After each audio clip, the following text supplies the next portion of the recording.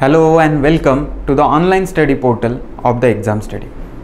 आजच्या लेक्चरमध्ये आपण जो रिमोट सेन्सिंग हा जो आपला पार्ट शिकला किंवा आपला एरियल फोटोग्राफी किंवा ड्रोन फोटोग्राफी, त्याचप्रमाणे GPS GIS हे जे आपण पार्ट शिकले माझ्याकडून, या पार्टचे आपल्याला MCQ आजपासून चालू करायचे. आजच्या सेशनमध्ये आपण GPS आणि GISचे साधारण 35 MCQ कवर करूयात आणि याच्या नंतरच्या सेशनमध्ये आपण रिमोट सेन्सिंग आणि एरियल फोटोग्राफी किंवा ड्रोन फोटोग्राफी याचे 35 MCQ कवर करूयात. साधारण 70 MCQ आपला कवर करण्याचा टार्गेट असेल आणि आपण या क्वेश्चनद्वारे एक्झामला आलेले क्वेश्चन सॉल्व करू, एक्झाममध्ये येण्यासारखे क्वेश्चन सॉल्व करू आणि आपल्याला जे क्वेश्चन माहितीच नाही, जे आपल्या सिलेबसमध्ये झालेले नाहीत, जे आपल्या सिलेबसमध्ये येण्याचे चान्सेस कमी आहेत, असे देखील क्वेश्चन आपण सॉल्व करू. स्टार्टिंगला ज्यावेळेस मी क्वेश्चन चालू करेन त्यावेळेस तुम्हाला असं वाटेल की बाबा इतके सोपे क्वेश्चन येतात का एक्झाममध्ये. तर हे इतके सोपे क्वेश्चन हे तुम्हाला स्टार्टिंगलाच ठेवलेले आहेत. नंतर हळूहळू तुमच्या प्रश्नांची लेवल ही वाढत गेली. नंतर तुम्हाला एका स्टेजला असंही वाटू शकतं की बाप रे, ह्याही लेवलचे क्वेश्चन येतात याच्यावर, माझा अभ्यास तर काहीच नाही झाला. मग पण तुमचा कॉन्फिडन्स ना डाऊन जावा ना तुमचा कॉन्फिडन्स अप जावा, याच्यासाठी मी तुमच्या क्वेश्चनची लेवल हळूहळू वाढवत नेली. स्टार्टिंगला थोडे सोपे क्वेश्चन असतील, नंतर मॉडरेट असतील, नंतर एकदम हाय लेवलचे क्वेश्चन असतील. हाय लेवल म्हणजे काहीच नसतं. हाय लेवल म्हणजे तिथे रट्टेबाजी लागते, तिथे वाचन जास्त लागतं, असे क्वेश्चन हे हाय लेवलचे. जसं GISचा शोध कोणी लावला, GISचा शोध कोणत्या वर्षी लागला, GPSचा शोध कोणत्या वर्षी लागला, GPSचा शोध कोणी लावला, हे अशा प्रकारचे क्वेश्चन, याला वाचन जास्त लागतं, याला रिटेन्शन जास्त लागतं. हे असे क्वेश्चन हाय लेवलचे क्वेश्चन असतात. आणि normal level, what is the full form of GIS, what is the full form of GPS, हे असे नॉर्मल किंवा इझी लेवलचे क्वेश्चन. आपण आजच्या या लेक्चरमध्ये आपल्या MPSC राज्यसेवामध्ये आलेले क्वेश्चन, बाजूच्या स्टेटमध्ये, आपल्या आजूबाजूच्या स्टेटमध्ये ज्या ज्या परीक्षांमध्ये हा GPS GIS question GPS GIS हा सिलेबस इन्क्लूड आहे, अशा बाजूच्या राज्यांचे क्वेश्चन आणि काही क्वेश्चन जे मला एक्सपेक्टेड आहेत, जे काही क्वेश्चन मला इम्पॉर्टंट वाटतात, असे सगळे मिळून 35 क्वेश्चन आपण या लेक्चरमध्ये स्टार्ट करणार आहे. आजचा सेशन हा पूर्ण रिलेटेड असेल. तो फक्त आणि फक्त GPS आणि GIS याच्यामध्ये आपण एरियल ड्रोन फोटोग्राफी किंवा रिमोट सेन्सिंग हे दोन्ही पार्ट आपण घेणार नाहीत. ठीक आहे, चला मग आपण स्टार्ट करूया आजच्या सेशनला. MCQज ऑन GPS अँड GIS. ठीक आहे, चला स्टार्ट करूया. व्हेरी फर्स्ट MCQ काय आहे हे? GIS स्टँड्स फॉर, सांगा बरं आता, याला मी सांगायची गरज आहे? GIS stands for geographic information system. हे बघा, हे बाकीचे तुम्हाला चुकवायसाठी कामं. Geographic internal system, global information system, none of the above. So option number A is the right answer. And what is that? Geographic information system. Geographic information system is the right answer. Okay, next. GIS captures and analyzes dash data. जिओग्राफिकल इन्फॉर्मेशन सिस्टम capture आणि analysis कोणता data करतं? Sir, आम्हाला तुम्ही काहीतरी सांगितलं होतं GISमध्ये, जिओग्राफिकल इन्फॉर्मेशन सिस्टममध्ये तुम्ही आम्हाला सांगितलं होतं की GIS capture 2 type of data. First is the spatial data and second is the attribute data. Spatial data म्हणजे असा डेटा असतो की जो आपल्याला लोकेशन आणि शेपची माहिती देतो. आणि ॲट्रिब्यूट डेटा हा असा डेटा असतो की त्या पर्टिक्युलर जागेची माहिती देतो. म्हणजे कसं? शनिवार वाडा आहे, शनिवार वाड्याचा शेप कसा आहे, शनिवार वाडा कुठे लोकेटेड आहे, हा झाला स्पेशियल डेटा. पण ॲट्रिब्यूट डेटा म्हणजे शनिवार वाड्याचा इतिहास काय, तिथे कोण राहत होते, बाजीराव राहत होते, समोरच मस्तानीचं घर होतं, तर याला म्हणायचं ॲट्रिब्यूट डेटा. तर हा जो आपला जिओग्राफिकल इन्फॉर्मेशन सिस्टम जो आहे ना, तो तुम्हाला स्पेशियल आणि ॲट्रिब्यूट डेटा दोन्ही देतो. इथे ॲट्रिब्यूटच्या ऐवजी यांनी वापरला आहे जिओग्राफिक डेटा, तो पण आपल्याला चालून जाईल.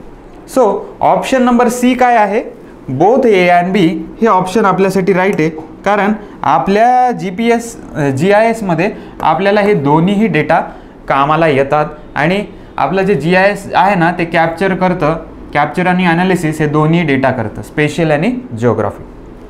नेक्स्ट पुढे, GIS application are dash dash tool. GIS application हे कसं टूल आहे, मोबाईल टूल आहे, कम्प्युटर टूल आहे, मशिनरी टूल आहे, नन ऑफ द अबाव.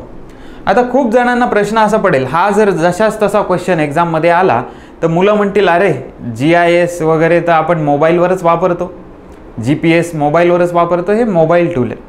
असं नाही, GIS हे कम्प्युटरच्या टेक्नॉलॉजी रिलेटेड टूल आहे. त्याच्यामुळे GIS application are computer tool. Option number B is the right answer. भलेही तुम्ही त्याला मोबाईलवर वापरता, पण मोबाईल हे काय आहे, मोबाईल हे स्मार्टफोन आहे. स्मार्टफोन म्हणजे स्मार्ट टॅब झाला, स्मार्ट टॅब म्हणजे एक छोटं मिनी कम्प्युटर झालं. So GIS applications are the computer tool is the right answer. ठीक आहे. नेक्स्ट पुढे, GIS tools allow the user to perform which of the following task. आपल्या GIS मध्ये यूजर जो आहे, जो GIS वापरतो, त्याला GIS काय काय फॅसिलिटी देतं, GIS काय काय फॅसिलिटी देतं बघा बरं. Create searches, store data, edit data, all of the above. याचा आन्सर तुम्हाला येऊन जाईल. काय GIS मध्ये तुम्ही सर्च करू शकता, स्टोअर करू शकता डेटाला, एडिट करू शकता डेटाला. त्याचप्रमाणे इथं अजून एक ऑप्शन मी देतो माझ्याकडनं, जे की इथं नाही आहे. याच्यासोबत आपण शेअर करू शकतो डेटाला, शेअरिंग डेटा. हे सगळ्या गोष्टी आपल्याला GIS टूल अलाउ करतं.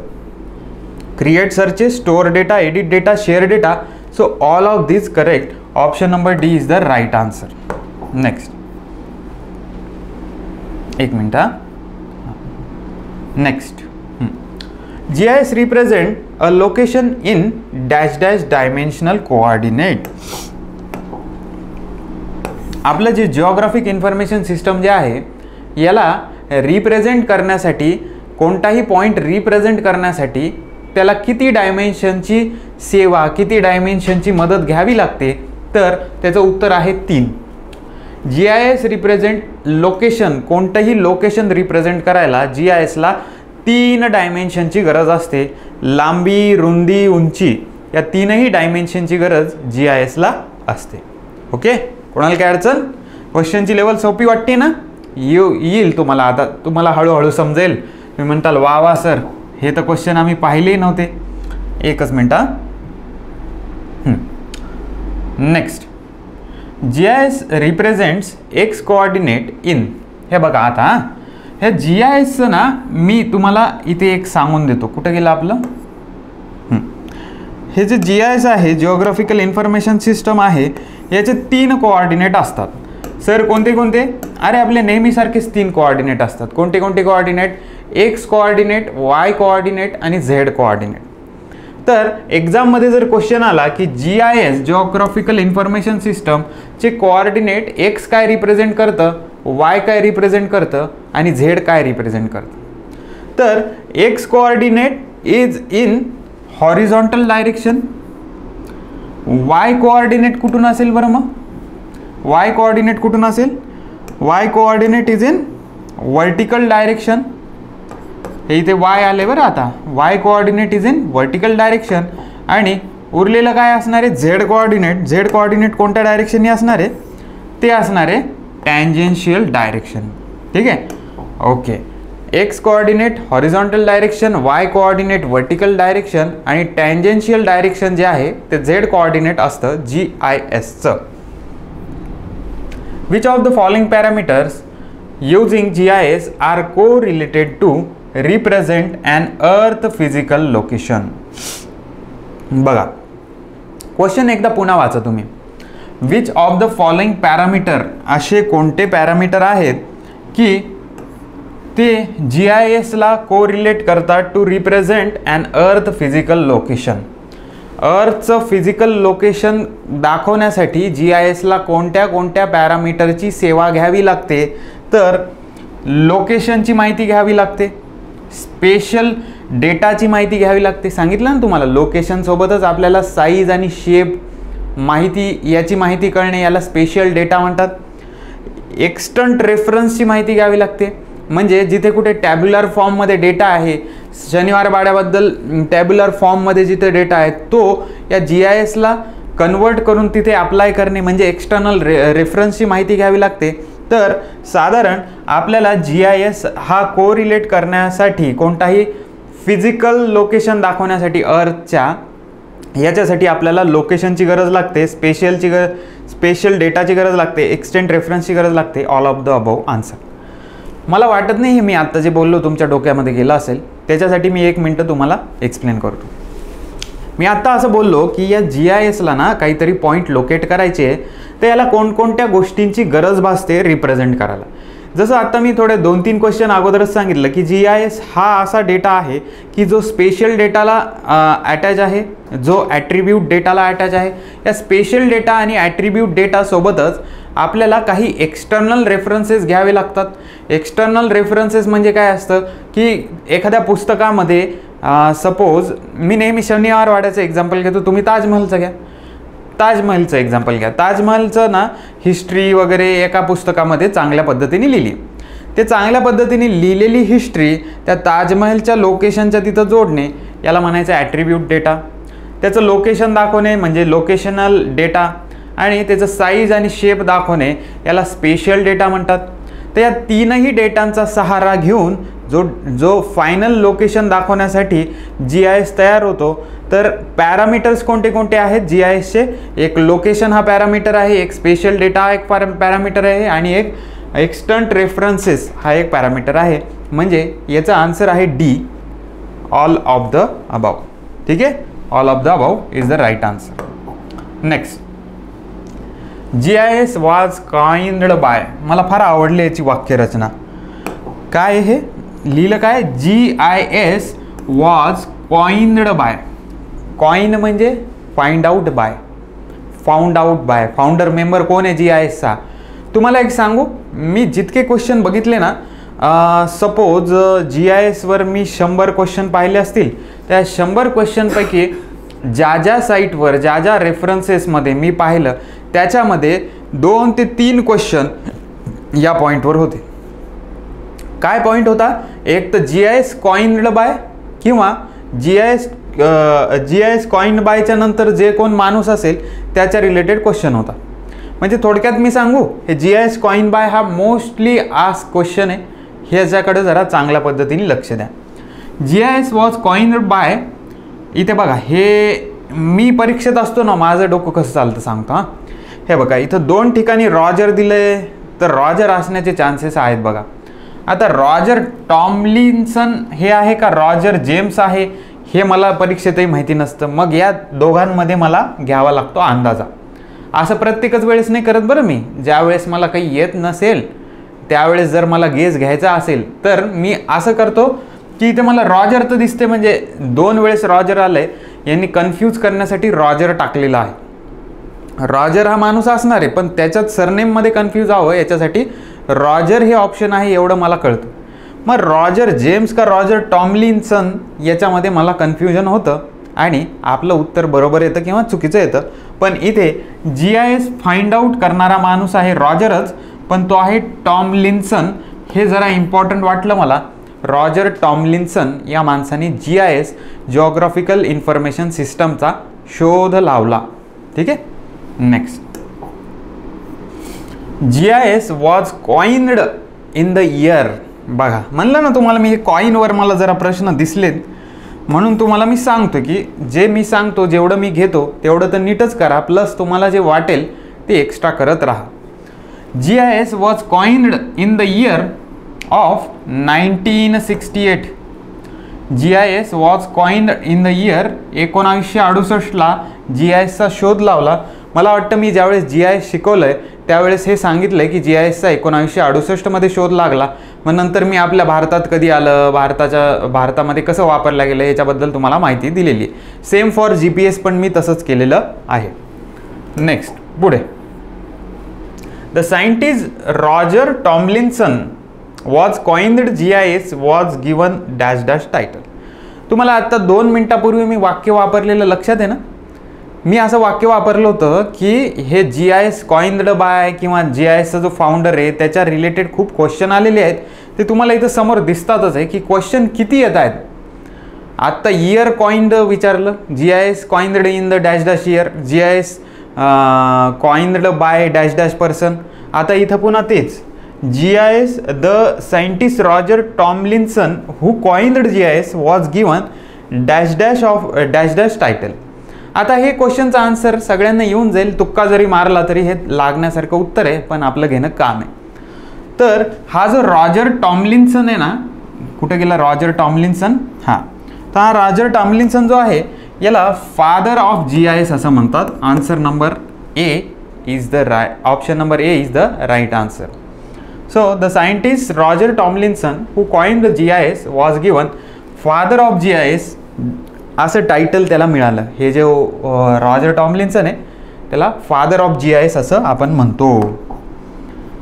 काय कोणाचे फादर आहेत आणि काय काय आपल्याला लक्षात राहत नाही, सगळं पाठ करून ठेवावं लागतं.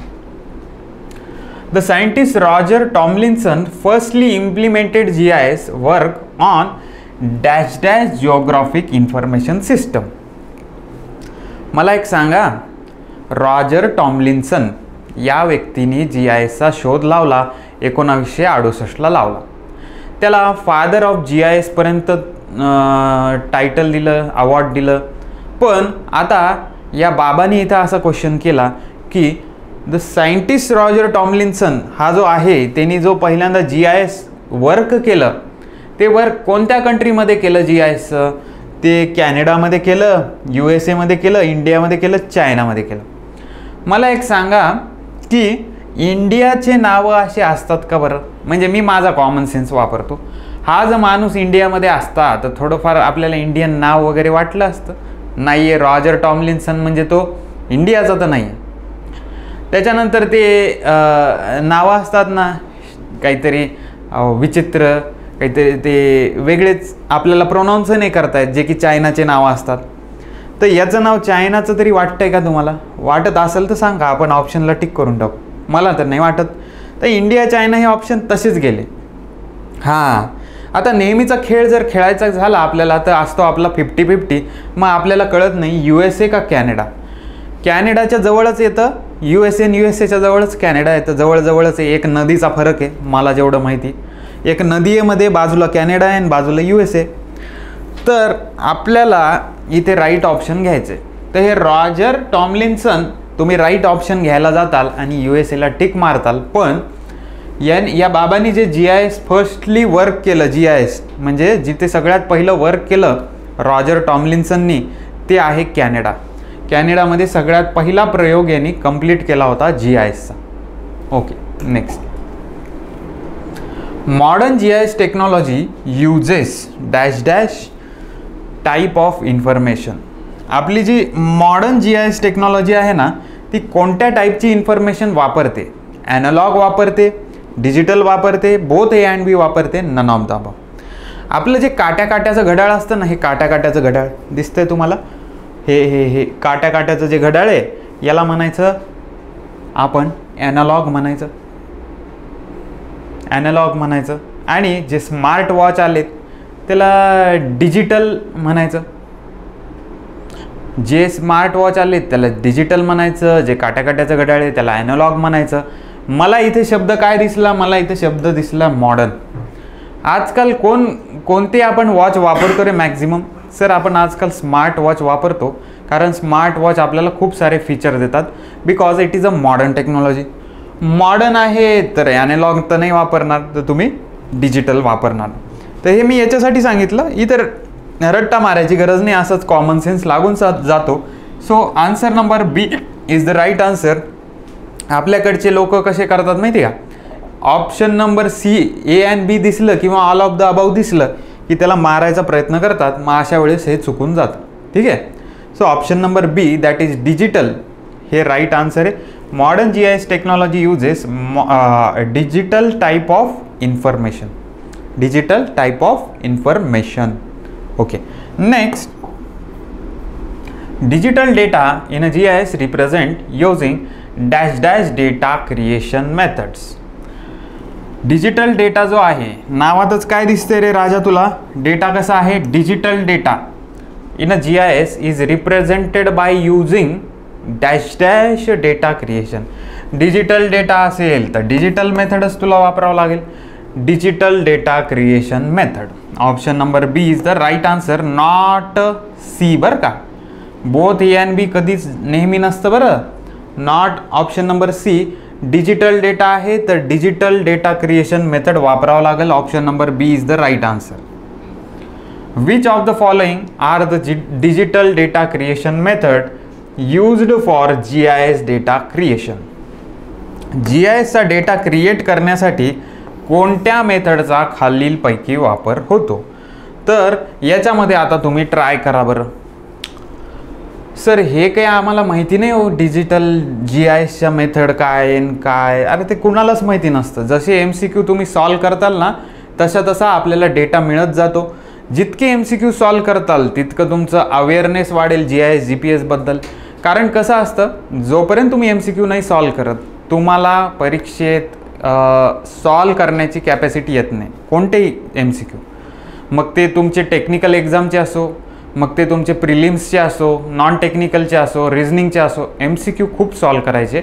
MCQ सॉल्व केलं तर तुम्हाला ऐन टाईमवर जे अशा भानगडी येतात की सपोज आता GIS मेथड आपल्याला नाहीच आहे किंवा शिकवलंच नाही किंवा झालंच नाही, याला फेस कसं करायचं.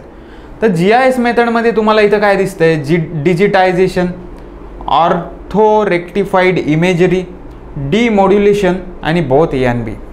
तर अशा केसमध्ये जिथे आपल्याला काहीच गेस करता येत नाही, तिथे आपण काय करायचं, बोथ ए अँड बी वर टिक मारून द्यायचं. या ठिकाणी बोथ ए अँड बी आपल्याला ऑप्शन हे राईट आहे.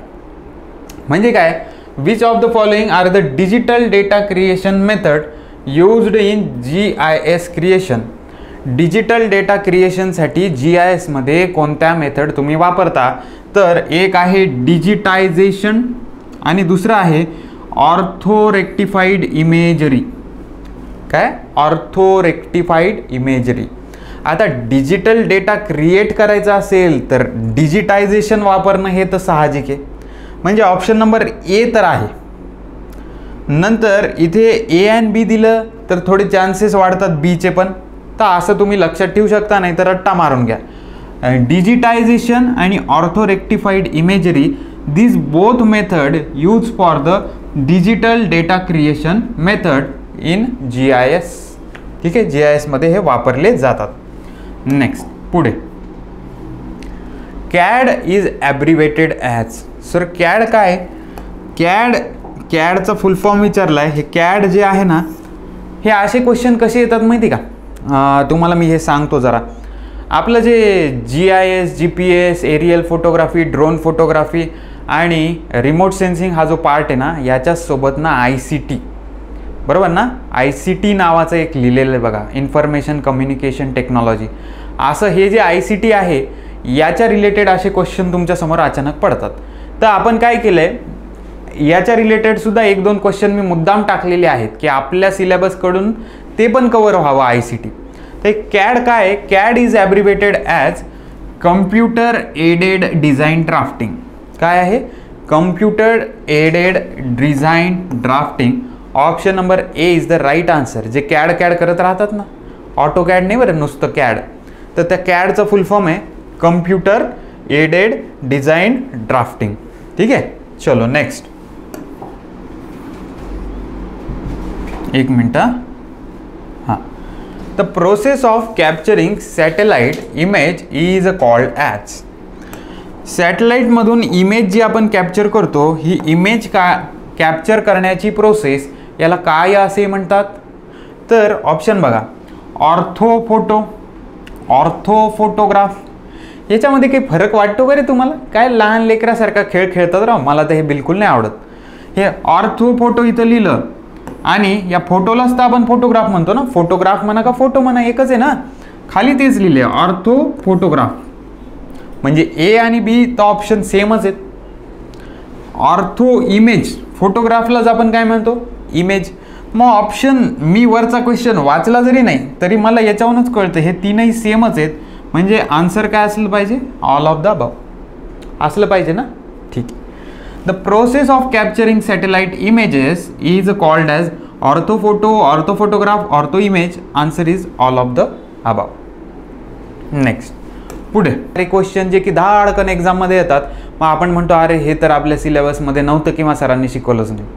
त्याच्यासाठी मी ट्राय असा केला आहे की हे जे आजूबाजूचे क्वेश्चन आहेत, हे जे सिलेबसच्या जवळचे क्वेश्चन आहेत, हे जे सिलेबसच्या पेरीमधले क्वेश्चन आहेत, हे आपण कव्हर करूया. तर हे UAV stands for unnamed aerial vehicle. एक्झाममध्ये आला क्वेश्चन की UAV म्हणजे काय. UFO म्हणजे नाही बरं का, UFO वेगळं आपलं एलियनवाला असतं ते. UAV stands for unnamed aerial vehicle. बाकी खालचे बघून घ्या, uni aerial vehicle, unnamed air vehicle, none of the above. So option number A is the right answer. Unnamed aerial vehicle is called as a UAV. Okay. Next. An aircraft flies using dash dash support. एखाद्या एअरक्राफ्टला उडायचं असेल, उडत असेल aircraft, उडायचं असेल नाही, उडत असेल हवेमध्ये, तर हवेत उडत असताना त्याला कशा कशाचा सपोर्ट लागतो. एक आहे एअरचा, दुसरा आहे वॉटरचा, तिसरा आहे लँडचा आणि चौथा आहे नन ऑफ द अबावचा सपोर्ट लागतो. कशाचा सपोर्ट लागतो सर. हे बघ, तू एअरक्राफ्ट उडला तर उडवतो कशामध्ये रे ते. सर एअरक्राफ्ट उडवतो आम्ही पाण्यामध्ये तर नाही उडवत, आम्ही जमिनीवर पण नाही रॉकेट उडवत, आम्ही हवेमध्ये उडवतो. तर एअरक्राफ्टला हवेचा सपोर्ट लागतो. Aircraft flies using dash dash support. So air support. कोणता support. Air support. Okay. Next पुढचा question. Which of the following are the examples of natural satellite. आता हे येऊन जाईल तुम्हाला. नॅचरल सॅटेलाइट कोणते कोणते असतात बरं. Moon, star, all the planets in the universe are the natural satellites. हा आपल्या लहान लेकराला सुद्धा क्वेश्चन जमून जाईल, पण हा क्वेश्चन आलेला आहे राजा. बाकीच्या राज्यांचे जर GPS वगैरे तू स्टडी केलं, GIS वगैरे स्टडी केलं, कोणते क्वेश्चन आलेत, तर हा क्वेश्चन आपल्या बाजूच्या राज्यांच्या एक्झाममध्ये असा आलेला आहे, म्हणून आपल्या समोर इथं ठेवलेला आहे. So which of the following is the example of the natural satellite. त्याचा आन्सर आहे all of the above. Moon, star, planets are the natural satellites. Okay. चलो आगे. During which year the project on GPS was launched. वा वा वा वा, आले आता हे छान आपले आवडतीचे क्वेश्चन. कोणत्या वर्षी GPSचा प्रोजेक्ट हा लॉन्च करण्यात आला. GIS कधी लॉन्च झालं राजा. 1968ला झालं सर. पण आता मी विचारतो GPS कधी लॉन्च झालं. हे बघ, GPS लिही बरं तू. थांबा एक मिनटं. हां लिही. GPS लिहिलंस. आता तू काय करायचं, फक्त हे जे S आहे ना, या Sला वरून वेगळ्या पेनाने करतो. या Sला वरून हे असं करायचं. असं हे असं केल्यानंतर हे तुम्हाला असं नाही दिसत आहे, हे असं म्हणून असं दिसतंय ना. म्हणजे ज्याच्या शेवटी 3 आणि 1900 तर नक्कीच असणार आणि 3 हे तर नक्कीच असणार. बघा बरं मग आता 1900 आहे, 1900 आहे, 1900 आहे.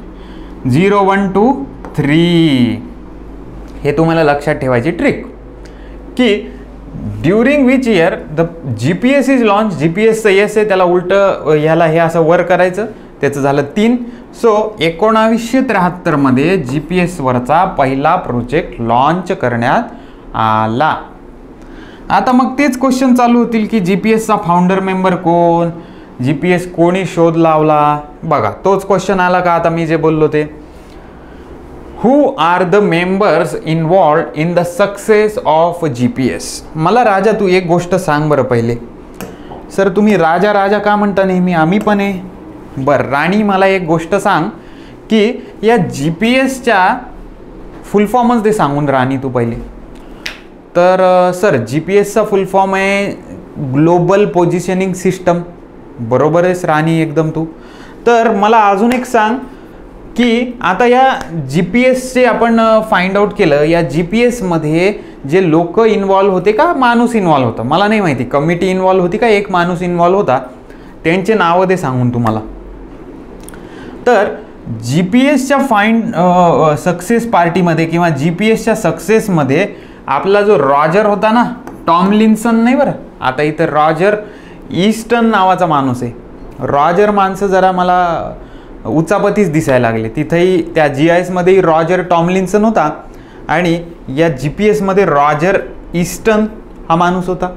नुसता हा एवढाच नव्हता, तर हे GIS सक्सेस एका कोणत्याही माणसामुळे नाही सक्सेस झाले, ते इव्हान ए गेटिंग नावाच्या माणसामुळेही झाले आणि ते ब्रॅडफोर्ड पार्किन्सन नावाच्या माणसामुळेही ते सक्सेस झालेलं आहे. त्याच्यामुळे ज्या सक्सेस झालेलं आहे GPSचं ते ह्या तीनही राजांमुळे झालेलं आहे आणि याचा आन्सर याच्यामुळे आहे ऑल ऑफ द अबाऊ. ठीक आहे, all of the above is the right answer. बघून घ्या, GPS कोणी शोध लावला आणि GIS कोणी शोध लावला. GIS रॉजर टॉमलिन्सन 1968 आणि GPS 1973 आणि इव्हान गेटिंग, ब्रॅडफोर्ड पार्किन्सन आणि रॉजर एल ईस्टन ना, हां ईस्टन. तर या तिघांनी GPSचा शोध लावला. तर हे नाव लक्षात ठेवा, येऊ शकतं बघा असं एक्झाममध्ये. पुढे, global position system is operated bye. तुम्हाला मी ज्यावेळेस GPS शिकवलं, सर शिकवलं का तुम्ही? अरे लेक्चर बघ जरा, मग तुला दिसेल मी शिकवलं आहे GPS. पण हे GPS मी ज्यावेळेस शिकवलं त्यावेळेस तुम्हाला सांगितलं की स्टार्टिंगला USAने हे ग्लोबल पोझिशनिंग सिस्टमचा वापर केला, त्यांच्या मिलिटरीसाठी वापर केला आणि त्यावेळेस त्याला त्यांनी नाव दिलं होतं नेव्हस्टार, NAVSTAR. हे नेव्हस्टार नावाचं GPS स्टार्टिंगला US मिलिटरीनी वापरलं होतं. क्वेश्चन असाच आलेला आहे इथं, क्वेश्चन बघा बरं मग, की global positioning system is operated by Russian space force, China space force, United States space force और French air and space force. तर हे ग्लोबल पोझिशन सिस्टम हे सगळ्यात पहिल्यांदा वापरलं होतं USनी, USच्या स्पेस फोर्सनी हे वापरलं होतं. Option number C is the right answer.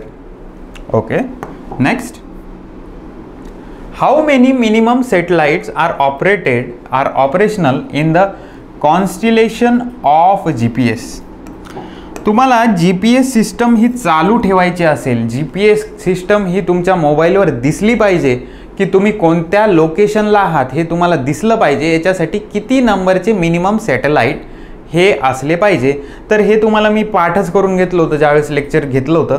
तर 24 नंबर आपल्याला सॅटेलाईट हे मिनिमम लागतात. 25 चालतं का सर? हो. 26 चालतं का? हो. 27 चालतं का? हो. पण मिनिमम किती लागतं? 24. आता हे 24 पण कसे असतात? हे 24 ना, आपली ही जी पृथ्वी आहे ना, याला 6 ऑर्बिटमध्ये काय म्हणतात हे एकच मिनटं, हे जे 24 सॅटेलाईट सिच्युएटेड कसे असतात, ही जी पृथ्वी आहे ना आपली, या पृथ्वीला 6 ऑर्बिटमध्ये ते कव्हर करतात. किती ऑर्बिटमध्ये राजा? 6 ऑर्बिटमध्ये. आपलं शक्ती भैया माहिती ना, मी सांगितलं होतं बघा शक्ती भैया. हां, हे इकडनं असे 6 ऑर्बिट करायचे आणि या 6 ऑर्बिटमध्ये आपल्याला 24 सॅटेलाईट बसवायचे. तर एका ऑर्बिटमध्ये किती? 6 ऑर्बिटमध्ये 24 सॅटेलाईट, तर एका ऑर्बिटमध्ये 4 सॅटेलाईट, 6 चौक 24. तर 4 सॅटेलाईट एका ऑर्बिटमध्ये ठेवतो आणि minimum number of satellite required for the GPS is 24. Okay, चला नेक्स्ट बघूयात. हे कळालं ना, option number A is the right answer. GPS requires use of, आताच सांगितलं, 4 सॅटेलाईट फॉर 3D फिक्स. 3 डायमेन्शनली जर तुम्हाला लोकेशन पाहिजे असेल ना, तर तुम्हाला 4 सॅटेलाईट लागतातच लागतात GPSमध्ये. तर ऑप्शन नंबर काय येईल याचं? राईट आन्सर काय येईल? B is the right answer, 4 satellite for 3D fix. हां, कोणी म्हणलं मला 2D मध्ये जर लोकेशन पाहिजे असेल तर याच्यापेक्षा 4पेक्षा कमीही लागू शकतात, तेही तुम्हाला सांगतो. इथे खेळ जर खेळायचा झाला तुमच्यासोबत की GPS requires use of dash dash satellite for 2D, असा जर खेळ खेळला ना तुमच्यासोबत, तर 4पेक्षा कमी जे ऑप्शन असेल 3, याच्यावर टिक मारू शकता.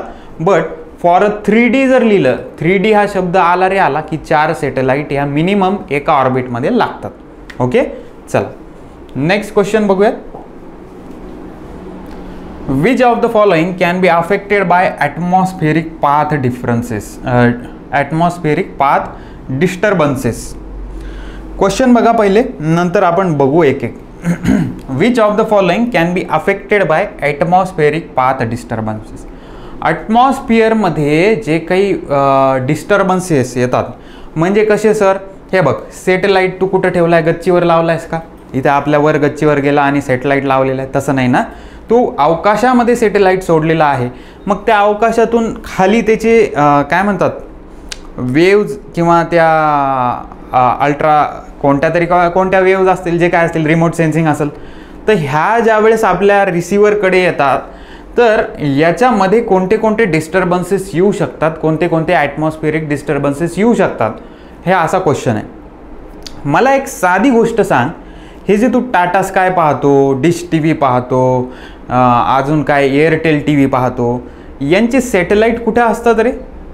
यांचे सॅटेलाइट ऑलरेडी आपण वर पाठवून दिलेले असतात ना अवकाशात वगैरे. यांचं एक ट्रान्समीटर असतं, म्हणजे एका ठिकाणाहून डेटा ट्रान्सफर होतो, सॅटेलाइटकडे जातो, सॅटेलाइटकडून आपला जो डिश TVचा अँटीना आहे तिथे येतो. पण मला एकच गोष्ट सांग, जर खूप जास्त आभाळ आलं तर तुझं टाटा स्काय काय सांगतं बरं? टाटा स्काय एक नोटीस सांगतं सर, ते due to bad weather we cannot show you picture, असं काहीतरी येतं ना त्याच्यावर. तर तोच खेळ इथं खेळायचा आहे आपल्याला. Which of the following can be affected by atmospheric path disturbances? ॲटमॉस्फिअरमध्ये जर डिस्टर्बन्सेस आले, आबाळ बिबाळ आलं, तर कोणाला जास्त अफेक्ट होतो? तर मॉडर्न GPS सर्वेइंग जे आहे याला जास्त अफेक्ट होतो. कशाला जास्त अफेक्ट होतो? मॉडर्न GPS सर्वेइंग जे आहे याला जास्त अफेक्ट होतो.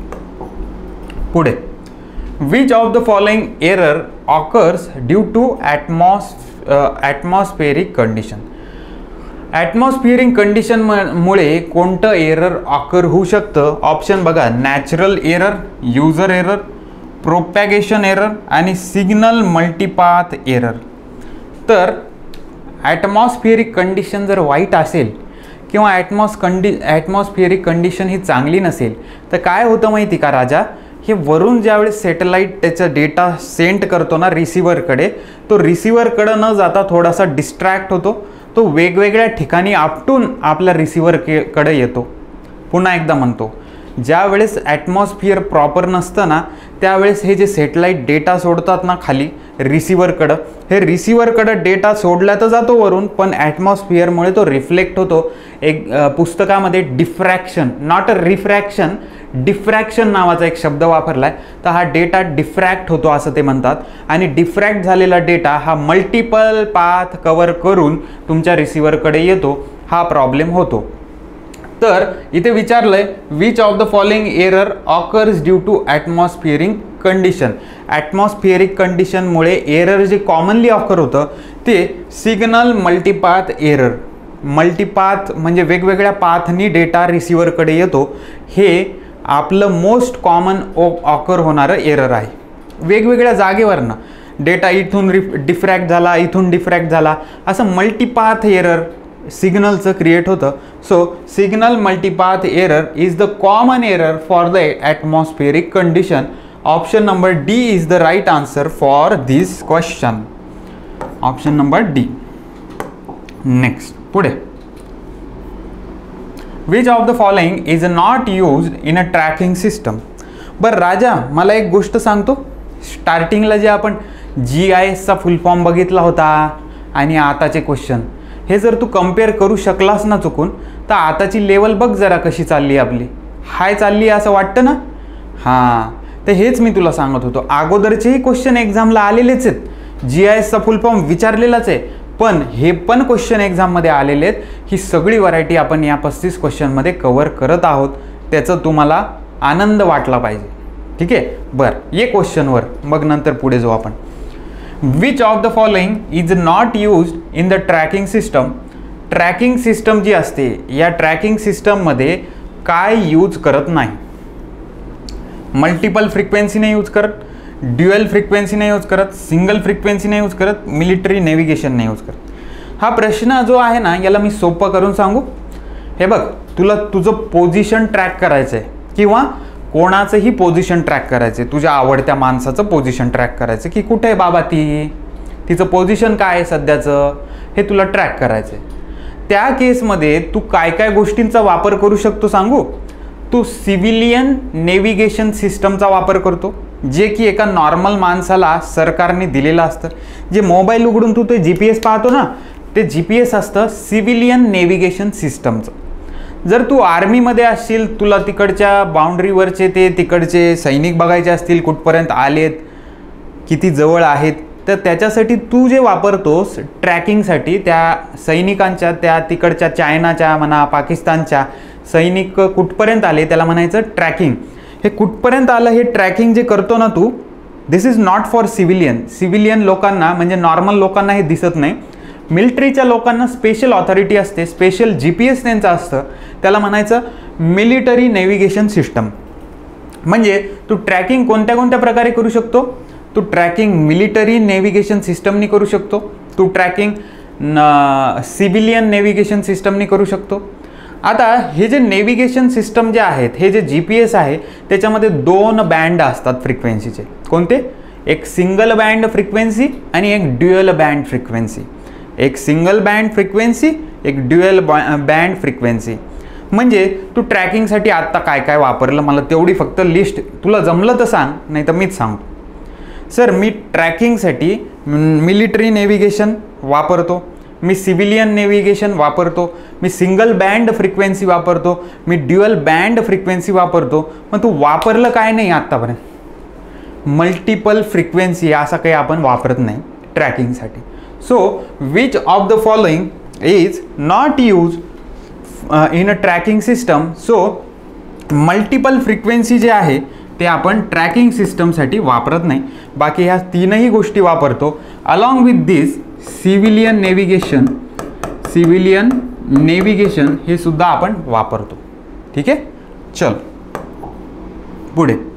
Which of the following classes of positioning technique poses high precision. तुम्हाला माहिती आहे GPS मध्ये तुम्हाला प्रिसिजन किती मिळतं हे मी तुम्हाला सांगितलं होतं, जर तुम्हाला आठवत असेल तर. GPS मध्ये प्रिसिजन म्हणजे ॲक्युरसी, तुम्ही किती खालपर्यंत बघू शकता हे तुमच्या रोलवर डिपेंड करतं की तुम्ही कोण आहात. तुम्ही मिलिटरीचे व्यक्ती आहात, तुम्ही नॉर्मल सिव्हिलियन आहात का कोण आहात. सिव्हिलियन माणसाला आपलं GPS, भारतातलं GPS हे साधारण 10 ते 20 मीटर, जमिनीपासून 10 ते 20 मीटरपर्यंतची ॲक्युरसी देतं.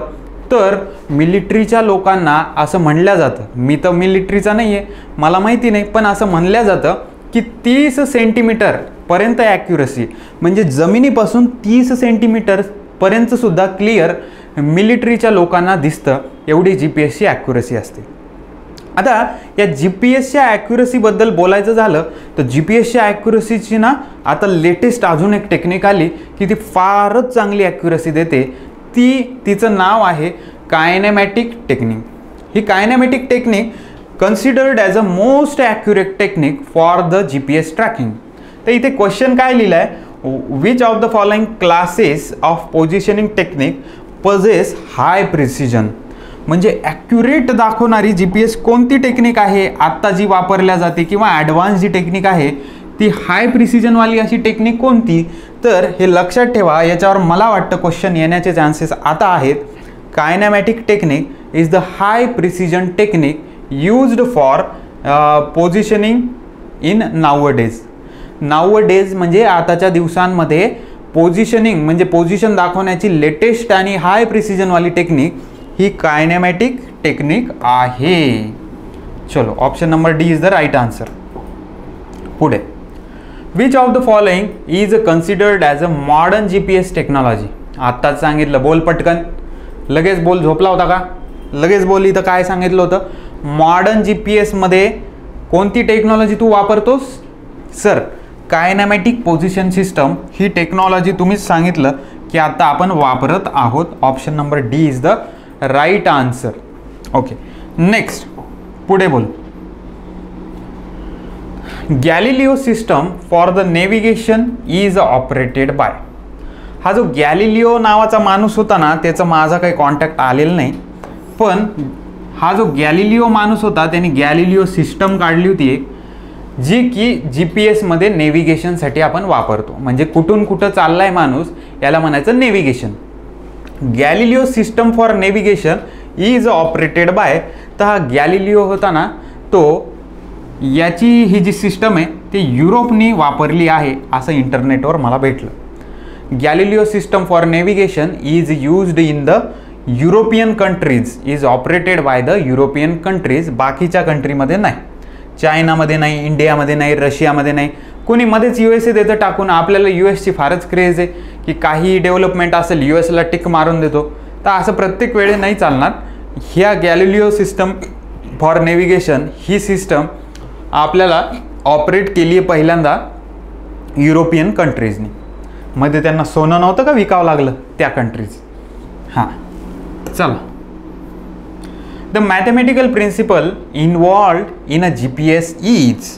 हा क्वेश्चन ना खतरनाक आहे आणि हा क्वेश्चन मला असं वाटतं की 100 मुलं जर एक्झामला असतील तर साधारण 95 लोकांना हा क्वेश्चन येणार नाही. 95 लोक मागं जातील या क्वेश्चनमुळे आणि तुम्ही तिथं पुढे जायला पाहिजे म्हणून आपण हा क्वेश्चन घेत आहोत. The mathematical principle involved in a GPS is trilateration. Trilateration is the mathematical principle involved in a GPS. GPS-मध्ये ट्रायलॅटरेशन टेक्निक मॅथमॅटिक्सची आपण वापरतो. ती काय आहे, कशी वापरतो याच्याशी आपल्याला घेणं देणं नाही. आपल्याला एवढंच घेणं देणं आहे की trilateration technique is used in GPS. Next, the service offered by GPS. ह्या क्वेश्चनचा आन्सर सगळेच देतील. कॉमन सेन्स तर सगळ्यांना असतो because it is a common. बरोबर ना, sense is a common, that's why it is called as a common sense. आणि हा क्वेश्चन तसाच आहे की GPS आपल्याला काय काय सर्व्हिस ऑफर करतो. उघड मोबाईल उघडल्यानंतर तुला GPS काय काय दाखवतं. पहिले तर तुझं लोकेशन दाखवतं, तुला कोणत्या डेस्टिनेशनवर जायचं आहे तर तिथं जाणारा टाईम दाखवतं. अजून इथे काय दाखवलं आहे की नेव्हिगेशन दाखवतं.